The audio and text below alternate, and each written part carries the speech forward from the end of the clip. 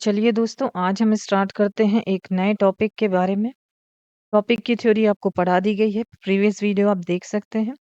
आज हम उसके कुछ ऑब्जेक्टिव सॉल्व करेंगे। ये जितने भी ऑब्जेक्टिव हैं, ये प्रीवियस ईयर के पेपर में बहुत पहले आ चुके हैं। लगभग 5 साल के मैंने पेपर उठाए हैं, तो उनमें से ये क्वेश्चन आ चुके हैं। तो स्टार्ट करते हैं बच्चों, आज का हमारा सेशन। फर्स्ट क्वेश्चन है, ER model in DBMS was proposed by. ER model किसने दिया था? आंसर है A, Peter Chen. ER model को 1976 में पीटर चैन ने प्रपोज किया था ताकि रियल वर्ल्ड एंटिटी और उनके रिलेशन को डायग्राम के रूप में प्रेजेंट किया जा सके। Full form of ER, ER का फुल फॉर्म क्या होता है? Answer number B, entity relationship model. Entity relationship होता है जो एंटिटी जैसे स्टूडेंट, टीचर और उनके रिलेशनशिप को दर्शाता है। Question number 3, which diagram is use to represent ER model? ER model को कौन सा डायग्राम रिप्रेजेंट करता है? Answer number B, ER diagram. ER model को ईआर डायग्राम ही रिप्रेजेंट करेगा, कॉमन सेंस सी बात है। इसमें ईआर डायग्राम को ईआर मॉडल को ईआर डायग्राम के रूप में ड्रॉ किया जाता है, जिसमें रेक्टेंगल, ओवल और डायमंड सिंबल यूज होते हैं। Question number 4, in ER model entity is represented bye. Entity को हम किससे रिप्रेजेंटेड करते हैं? रेक्टेंगल से। याद रखिएगा, एंटिटी को हम किससे करते हैं? रेक्टेंगल से। जैसे स्टूडेंट हो गया, स्टूडेंट एक एंटिटी है, टीचर एक एंटिटी है और कोर्स एक एंटिटी है। एंटिटी के क्या होते हैं? एट्रीब्यूट होते हैं। एट्रीब्यूट को हम किससे रिप्रेजेंट करते हैं? ओवल शेप से। और एंटिटी को हम रेक्टेंगल से। Question number 5, in ER model attribute is represented bye. Attribute को याद रखिएगा, हमेशा ओवल शेप से रिप्रेजेंट करते हैं, गोल आकार से। जैसे स्टूडेंट है तो स्टूडेंट का क्या होगा? उसके कुछ गुण होंगे, जैसे कि प्रॉपर्टीज होंगी। रोल नंबर होगा स्टूडेंट का, स्टूडेंट का नाम होगा, उसकी डेट ऑफ बर्थ होगी, तो उसको हम किससे? राउंड शेप, ओवल शेप से प्रदर्शित करेंगे। क्वेश्चन नंबर 6, इन ईआर मॉडल रिलेशनशिप को हम कैसे रिप्रेजेंट करेंगे? याद रखिएगा दोस्तों, रिलेशनशिप को हम डायमंड शेप से रिप्रेजेंट करेंगे। Answer A. Primary key is represented in ER diagram by. Question number 7, primary key को हम किससे? ओवल बनाएंगे और उसमें हम एक अंडरलाइन रिप्रेजेंट करेंगे, oval with underline. Question number 8, multi value attribute are represented by. Double, multi मतलब डबल हो गया, तो answer A, double oval. Multi value मतलब डबल ओवल।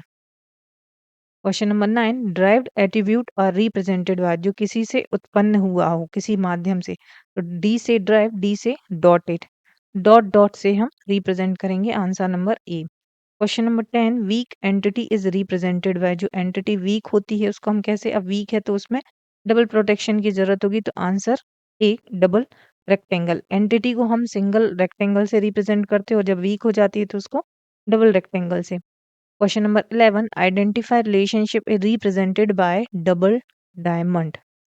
वीक एंटिटी को स्ट्रॉन्ग एंटिटी से कनेक्ट करने वाला संबंध आइडेंटिफाइंग रिलेशनशिप होता है और इसे डबल डायमंड से दिखाते हैं।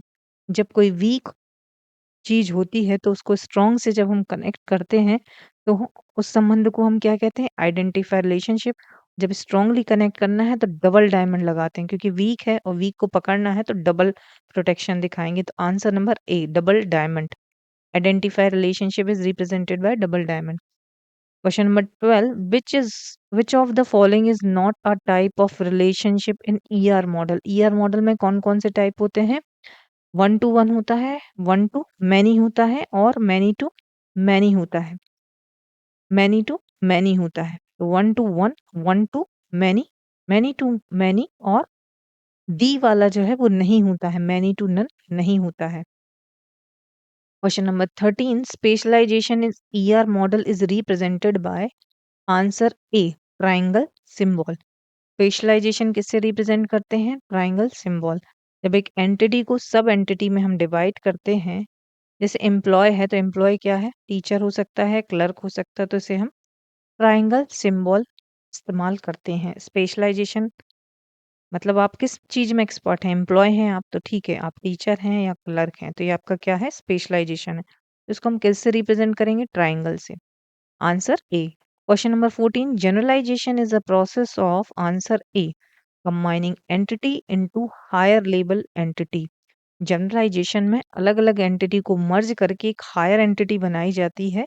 जैसे कार और बाइक को हम मर्ज करेंगे तो ये क्या किस में आते हैं, कार और बाइक? व्हीकल में। Combine entity into higher level entity, answer A. Question number 15, aggregation is used in ER model to, answer A, represent relationship between relationship and entity. Aggregation तब यूज होता है जब एक रिलेशनशिप को भी entity की तरह ट्रीट करना पड़े। Represent relationship between relationship and entity. Question number 16, which one is an example of entity का एग्जाम्पल क्या होगा? एंटिटी मतलब प्रॉपर्टी नहीं होती है। Student, answer A. एंटिटी हमेशा रियल वर्ल्ड ऑब्जेक्ट होता है, जैसे स्टूडेंट हो गया, टीचर हो गया, कोर्स हो गया, etcetera. Question number 17, which one is the example of attribute? Attribute मतलब प्रॉपर्टी। टीचर प्रॉपर्टी नहीं है, स्टूडेंट प्रॉपर्टी नहीं है, रोल नंबर है, answer number C. Attribute entity की प्रॉपर्टी होते हैं, जैसे स्टूडेंट एंटिटी का attribute is equal to roll number. Question number 18, which one is an example of relationship? Relationship का एग्जाम्पल क्या है? रिलेशनशिप दो एंटिटी को क्या करता है? कनेक्ट करता है। Teacher teachers student. टीचर क्या है यहाँ पे? टीचर क्या है? एंटिटी है। टीचर्स क्या है? वर्ब है। वर्ब मतलब रिलेशनशिप। इसको पढ़ा रहे हैं, स्टूडेंट को पढ़ा रहे हैं, तो टीचर्स जो है वो रिलेशनशिप है, रिलेशनशिप अर्थात verb, answer A. Question number 19, ER model is mainly used for, answer A, requirement analysis and database design के लिए यूज किया जाता है। Question number 20, which of the following is true about ER model? It is a high level data model, correct. It is a represent real world entity, correct. It is helpful in database design, correct. Answer D, all of the above.